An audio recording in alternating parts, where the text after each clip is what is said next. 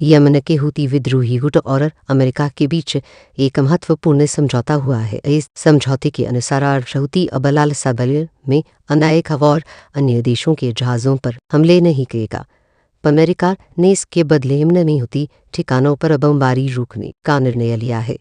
राष्ट्रपति Donald Trump ने इस समझौते की पुष्टि की है। ओमान की मध्यस्थता से यह समझौता संभव हो सका, बल हालांकि वह समझौता केवल अमेरिका और कुछ देशों के साथ हुआ है। हूती गुट ने साफ कर दिया है कि वह इजराइल के खिलाफ अपने हमले जारी रखेगा। गाजा पट्टी में इजराइल की सैन्य कार्रवाई के विरोध में हूती लंबे समय से सक्रिय हैं, तो उन्होंने नवंबर 2020 से 3 से लाल सागर में मालवाही जहाज़ों को निशाना बनाना शुरू किया था।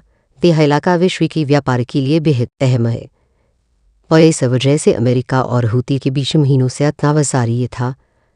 अब समझौता वैश्विक व्यापार के लिए राह तक की अखबर है। हूती ने कहा कि वह अब मुख्य समुद्री मार्गों से बाधा हटाने को तैयार है।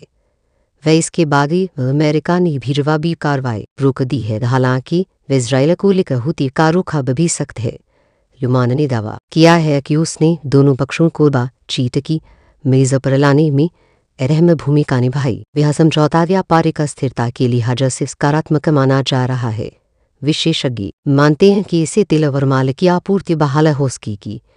अमेरिकी प्रशासन ने उम्मीद जताई है कि यह तनाव और नहीं बढ़ेगा, लेकिन इजराइल पर हूती के हमलों को लेकर चिंता बनी हुई है।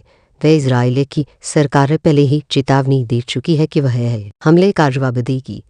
वह हाल ही में एक हूती मिसाइल हमले ने इजराइल के हवाई अड्डे को भी निशाना बनाया था।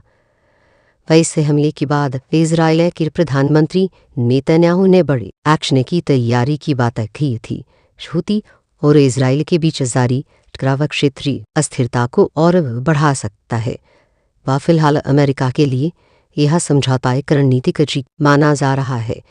इससे न सिर्फ उसका सैन्य खर्च घटेगा बल्कि व्यापारिक हित भी सुरक्षित रहेंगी।